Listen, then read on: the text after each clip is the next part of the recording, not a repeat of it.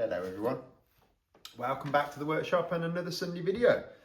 So last week we looked at these cord attachments and we looked at how to cut one, and there was a few questions about sash cord asked, and I'm going to try and answer some of those today in this video. It's a really interesting question, and yeah, what do we do, why do we do it, and what have you. So sash cord, it's a very wide and varied subject. It's getting to be less and less as the years go on, I have to say, because the makers of cord are getting less and less, and the various types of cord are getting less and less. You can still buy the more traditional types. A lot of them now, there are nylon cord cores like these. No, say that again. Nylon cord cords. That's a mouthful. Anyway, so they have this very distinct nylon core up the centre. Now, with this lovely, this one's a waxed cotton outer, so they look very, very traditional, but they're incredibly strong. This is a 7mm cord, which I fit to a lot of windows, simply because I buy 100-metre rolls, and I don't always need two different rolls. Then that's a 6mm cord. This one I think it's a number 4, so I think is a 6mm cord. This one's also supposedly a wax cotton, but the quality difference is incredible. You know, there's not a lot of wax on that compared to that one that's virtually full of wax. So you can see there is a slight difference, but other than the very smallest windows, I wouldn't bother to buy 6mm cord now. I do tend to just put 7mm on everything. Oh, to be honest, because I've got it, I'm buying it in 100-metre rolls, and yeah, this one's a UK manufactured cord, which I would actually, for this reason, as you can see, I would always go with a UK manufactured cord. They do seem to be better. I've used various things over the years from these 10-metre hanks when I first started, and I was just doing 1 or 2 windows. You know, a 10-metre hank like that, I'd do a couple of windows, yeah, no problem. But like I say, now I do buy these 100-metre cores of, you know, 7mm. Hence, I don't tend to change very often either. So, essentially, what's the difference? Well, this is an original cord. This one is sisal or jute. I'm not sure which now. It's so dirty, I wouldn't like to say it, and it is also very rotten. I can probably pull it apart. So this is completely natural fibre throughout. It's an excellent form of cord. The only thing I would say is it always looks brown, because it isn't by nature brown like this. It doesn't ever look fresh and white like the waxed cord. Although the waxed cord, by the time you've handled it a few times, you have to be careful how you handle it, because you do get the cord dirty. And I would always thread over the pulley and feed in over the top. I never pull back up the box, because the piece that's out then has been dragged up through the inside of the dusty, dirty box. So with waxed cord, I don't tend to do that. I do tend to go over the top of the pulley. So yeah, that would be a natural fibre jute or sisal cord. You can get it, although from what I've seen, it does tend to be 8mm now. I brought a hank of it like this in a general, like in a small timber merchants in Herne Bay in Kent, probably 10 years ago now. Was the last time I brought any jute, and we used it because it was cheap and it was strong enough, and we were tying temporary boards in over the windows because there was nothing to fix to. So yeah, we were using the jute to tie up with, because this stuff's quite expensive in comparison. I wanted some cheap cord like this, was what I wanted, but I couldn't get any. I could only get this. But that was the last time I really saw any. So I've not really looked since. There's nothing wrong with it as sash cords go. However, it does tend to suffer with degradation from moisture, and this is probably often why we see people having to replace broken cords, is because of these jute cords or sisal cords. So, but they are very good cords. Their weight bearing is nowhere near what the nylon are, but if you look at the weight bearing on a nylon cord,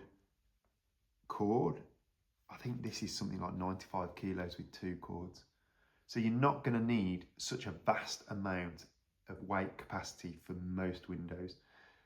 Sort of the heaviest of mine are normally 45 kilos or so, and they're quite big windows, and they've been double glazed and, you know, that sort of thing. Very rare are you going to find anything much heavier than that unless you're doing massive bay windows. So yeah, so this one here is a red spot sash cord, is how it's described, and this is described as a number 8. Now I brought these 2 hanks here from my local Travis Perkins to show to my teaching groups. I brought a selection of materials that were available just walking in and off the shelf at Travis Perkins. Now, I did that because I wanted to show them what was available within the general builders merchants and why I tend to use a more specialist merchant and mail order. But also that if you need a cord in a hurry, you can go and get a cord in a hurry. If you've run out, or your customers rung you or got a broken cord, can you come and fix it? You can get, you can still buy sash cord in a hurry, and it's okay. I wouldn't go mad for that. This does stretch quite a bit, whereas this doesn't. This will stretch considerably. So again, it's a cotton outer. This is a polished cotton cover. Now, I'm not so sure it's so good as the waxed covers, but that one will stretch as well. So that's a cheaper cord. But what I noticed about this one compared to the other 2 was that the nylon strands were a lot thinner in this, and they don't seem to be linked together in any way, and you could easily pull it out of the core. They're not a very tight fit in the core, whereas this one is a much thicker core, and these are also slightly better. So there's definitely a difference with the quality of sash cord when we're buying sash cord. As for the difference between just a normal white waxed cord and these red spot cords, I think originally the red spot cords were probably a trade brand. I know Everlasto in the UK still manufacture a really nice quality red spot cord. And that is a waxed cotton cord now as well. The only face I seem to see to use it is that you wanted to prove that you used the premium product, and that's why. And I think that's why it was originally had the red flecking, the dyed flecking, was because they could differentiate it from any other sash cord. I know for a fact some of the status that some of the buildings I put my cords into, if I was to put a red spot cord like that, even if I used a good quality Everlasto cord, I know for a fact the clients will grumble because they don't like the red fleck in the cord. So it's not something I've ever used much. This one says it meets local authority specification. I don't know how many local authorities are actually maintaining sash windows now, but I bet there's not many. But I think that is, from my understanding, the red spot cords were done to meet or to differentiate them, but from a standard cotton cord. You'll also notice the weave's quite big in that compared to this one that the one that I would use. That's a much tighter weave on that. And also on this one, it's a much tighter weave on this cheap waxed cotton cord as well. So yeah, you have to, when you're buying cord, you need to know roughly what weight range your windows are in, because something like that is going to carry much less weight than a 7mm cord like that. So if you buy a 6mm jute cord, you need to know what the weight range of your windows are and what the weight range of the cord is. Hence, I do tend to fit now mostly cotton, waxed cotton cords. The only time I'll fit back generally sisal or jute now is if the building is listed and, you know, of a high status. So something like a grade 1 listed building, if it had jute or sisal cords, I would put jute or sisal cords back, but it's not very often that as a window restorer I get to see windows like that. Normally they're all done in-house by the authorities that own them, or the contracts are dealt out by, you know, the architects and things that are doing them, and they use their regular contractors, or they use big firms to do them. Or, as I say, they're done in-house. You know, the National Trust do a few in-house and that sort of thing. So I never really get to see, you know, sort of super high status grade 1 stuff, unfortunately. Which is a shame, but yeah, I would. That is the only exception now where I put them back, because for general wear and tear, you know, a homeowner now is looking for the product that's going to give them the least maintenance over the longest period of time. And that is not, unfortunately, a fully natural cord. You know, a natural cord, you know, they do decay, and they can decay quite quickly in the wrong conditions.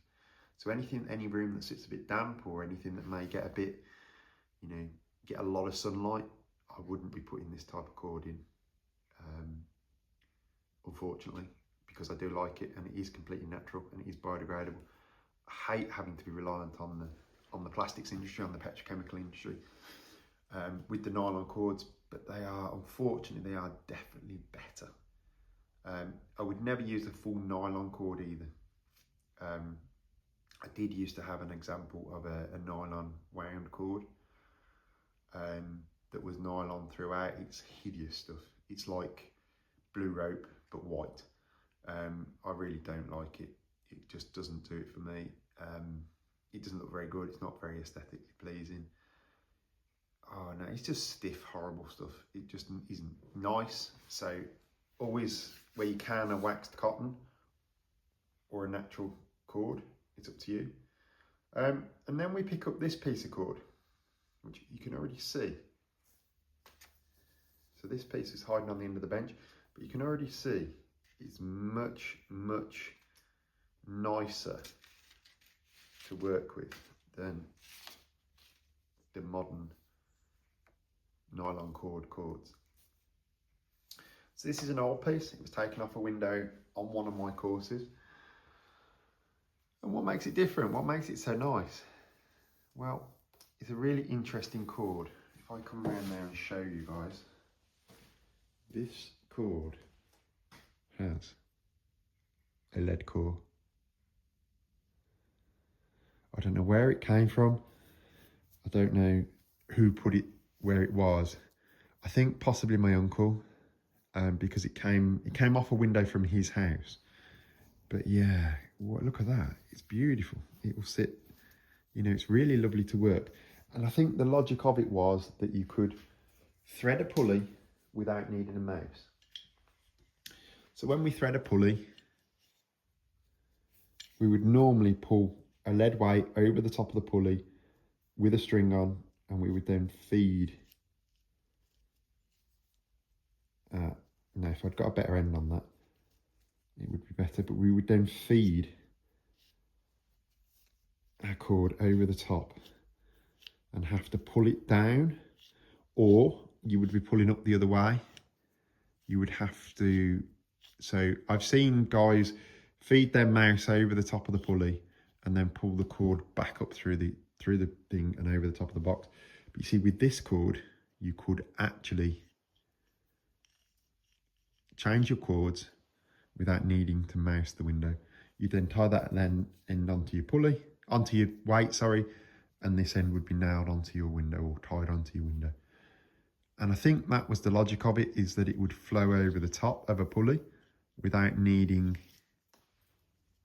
a mouse.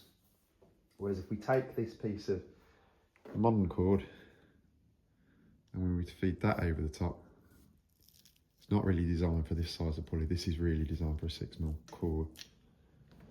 So let's try that. If we push that over the top of this pulley, you see it doesn't hang down so well. And by that point, that would be jammed in the back of the box, and it would be hung up on the back of the box, and it'd just get caught, and you'd just be forever pushing it in like that. Okay, so I think that is the logic of this lead cord. But what a funky thing. You know, I don't know who came up with it. I don't know what the logic of it was, and it is heavy. It is heavy. You know, it's distinctly different. I need to weigh it and see how much it weighs compared to the same length as a normal cord. But yeah, isn't that incredible? I know I picked it up off the bench and I passed it to a friend who was here the day we'd taken it out. I said, look at that. And he said, that's really heavy. And I said, yeah, look at the core. And it's because it's this lead core. So I think that's the logic of the lead cord, is that you could feed it over the top of a pulley without needing your mouse. We then look at pulleys. This is a very typical Victorian pulley. Brass plated, and the brass is all sort of swaged over to hold the brass frontage onto the this cast body. Now these would have been mass produced cast bodies. They'd have cast these things in the thousands, probably in their millions even. And so the plate and the boss on this one is all one forging, and then it has two side plates. They're quite often very well worn. They're very slack on the pulley often. This one's not too badly worn, and it was taken off because whoever scraped the paint off it actually has gouged all this brass plate out. So yeah, whoever stripped this window originally was an absolute heathen, which is why it got changed. Because really there's nothing wrong with that pulley. That could easily have been left within the window. But it was painted up solid, and like I say, somebody's tried to free it off and they've gouged all the surface of it. So that was replaced with one of these. So this is how they come packed. I use a company called Coastal Group, or Coastal Specialist Ironmongery, I think is actually their official title. And they come packed with 2 screws. We'll discuss those in a second. So that's a modern pulley. Really, by comparison, they're absolutely junk. This cast body is lovely and stiff and solid. This one isn't too bad. These are a better quality of pulley, but these aren't too bad, but they still flex a bit. But these are what's known as a ball bearing pulley. So they in the centre of the pulley now, they have like the centre's all machined out for a ball bearing, which rides on this riveted centre axle through the centre shaft of the pulley. Now they are lovely and smooth by comparison to these, and they do work really, really well. The other thing you'll find is, you see on this one, the edge of the pulley here is nice and rounded. They do get worn over the years, and they will get quite sharp. So especially if you're putting sisal cords back, you have to watch that they're not too worn, because this will, as it comes over the top, if it ever gets misaligned, this will damage the sisal. And again, if the edge of the pulley is in any way chipped or damaged, which again this one is, I can feel that with my fingertips. You can't really see the damage, but this particular side is damaged. But if they are damaged, you have to think very seriously about changing them, because if you don't change them, it will sort of lead to premature pulley failure, in my experience. You know, I've seen quite a few fail because they are worn. And again, up here, you see with this one, I'll come round to the camera again. You see with this one here, where it's been damaged in here, if that catches a cord, that will rip the cord clean. So you just have to be careful when you're fitting pulleys, or you're you're reusing pulleys. But yeah, this one's lovely and smooth because it has the ball bearing in, whereas this one will always be a bit jankier and a bit squeaky. But you know, it's one of those things. You have to make an educated decision based on what you're doing and the window. So I also said I was going to discuss screws. Now, these screws here are absolutely fine for fitting these pulleys into a modern Part Q window, which would have 1.25 inch pulley style. But on a 3/4 pulley style, which is most of the period ones, they're not good enough. This shank here is far too long, far too long for the board. So you've only got like 3 screws or 2 or 3 threads actually gripping the board. So you have to change these. And I use a company called Ready Seals to buy new ones for the new pulleys. They do a 3/4 screw that is a much better fit for the pulleys normally. These are quite good actually, these ones. They don't fit too bad to the pulleys, but the earlier type ones, they don't fit properly, and you will not get these modern screws out of one of these to fit one of these old pulleys because they look terrible. So you do need their 3/4 screws for those. But yeah, and also the thread is not very good on these screws that come supplied with the pulleys. I can't get my hand. Come on, camera focus. Yeah, the screws aren't amazing. The threads on these screws isn't amazing. And they're also made of cheese grade brass.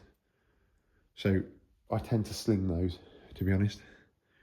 You know, the pulleys themselves are good, but the screws are shocking. So I do tend to sling the screws. But yeah, I use, as you say, I use Coastal. And as I say, Ready Seals do make a proper screw for pulleys that fit nicely. But again, it's just something to remember when you're fitting them, that, you know, when you're retrofitting pulleys, that A, they're a different size, so the actual boxes will not fit together. That one, no, it would be too big. They're close, these type. These late Victorian ones and these modern ones are close, but you do still have to just modify to get one of these in. The face plates are not bad. They're just a touch longer, and they're not bad width-wise. They're all right generally in the width. You do have to modify them in the length, and you have to modify for the actual body of the pulley. I do that with my fane saw because I don't want to split the style. It can be done with a keyhole saw and a bit of time and patience. But yeah, you need to just be really careful. And that's one of the places I find the fane saw excels, just to nip with a narrow blade. I buy 9.5mm wide blades off Trend because that's, you know, the best option. I used to cut them down and make my own, but do you know what? I haven't got time for that sort of thing at the minute. So I do tend to just buy them in ready done from Trend. So yeah, just a little bit on pulleys and cords, guys. Hope you've all sort of found that informative and interesting, because it's one of those subjects I could go on for hours about. We could look at, you know, cord loading and what have you. I recommend you use, or you look at Coastal's website when you're looking at cords. I think Mighton's is the same, very similar. You know, and look at loading of cord and what's what before you start messing with too many windows, especially if you're retrofitting double glazing. You need to know what weight they are before you start ordering cord, because it would be very easy to overdo a natural cord like that. Personally, these natural cords, I would change them most of the time if I've got them out.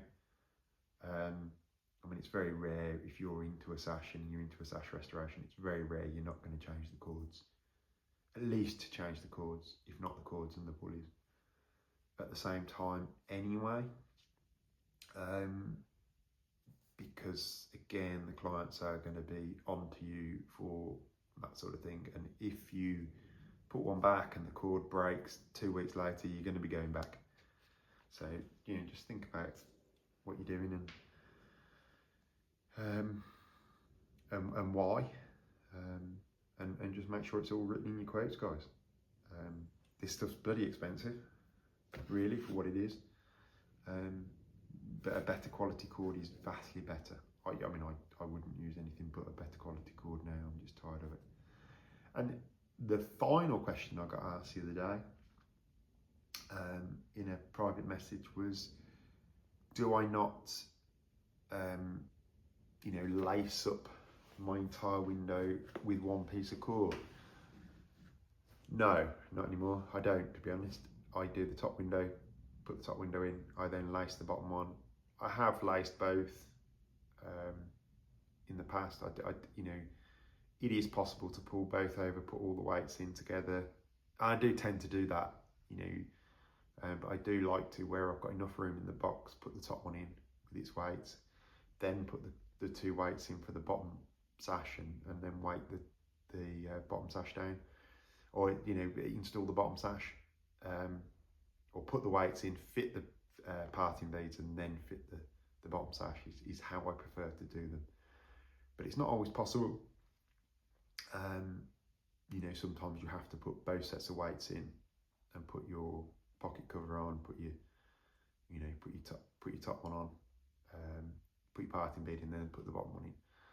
But I don't now, unless I was making a new window that was going out and it was being installed by somebody else, or I mean even by me, but I wasn't taking the sashes with it.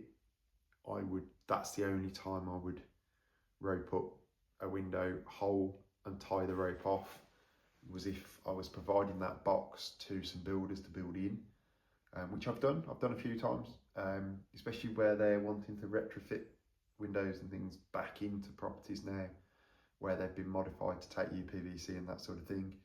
There is a growing trend where people are putting original size sashes back into buildings. But yeah, you have to sort of decide on what you're doing, but I don't rope like that anymore because it wastes a lot of cord. It does waste cord if you are just retrofitting sashes, so I do tend to pull my cord in down one side, tie my weight on, and then cut my cord for how much I do, or just over what I need. I don't tend to rope over all 4 pulleys and tie a knot in the 2 loose ends. You know, it doesn't do it for me, unfortunately. Not on maintenance work or on restoration work.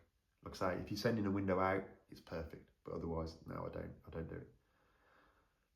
So yeah, that's it for the subject of today's videos, guys. I hope you're all enjoying this sort of the recent videos. I'm trying to sort of keep things varied. There is going to be a lot of window content coming up. There'll be a little bit of door content, and there'll be a little bit of building restoration content when I get back to site, obviously with the storms and everything we've had over the past week. There is absolutely no way I'm getting on site and doing any work, so which is probably a good thing, being as the Land Rover broke down in Warwick yesterday. It decided it couldn't select a gear in the transfer case, and it decided it had enough. So if you saw a Greenlander Rover broken down in Warwick yesterday, yes, it was me. Hey ho, such is life, vehicles and all that. So yeah, thanks you all so much for watching. If you could like the videos and if you could share them, guys, amongst you, share them about a bit, that would be amazing. Try and get a new drive in, try and bolster the subscribers again. And if you're not already subscribed, if you could also subscribe, that would be fantastic too, because that will help. It all helps with this YouTube algorithm, which I still don't know how it all works, but it does seem to work. So anyway, thank you all so much for watching, and I will see you on the next video. Bye.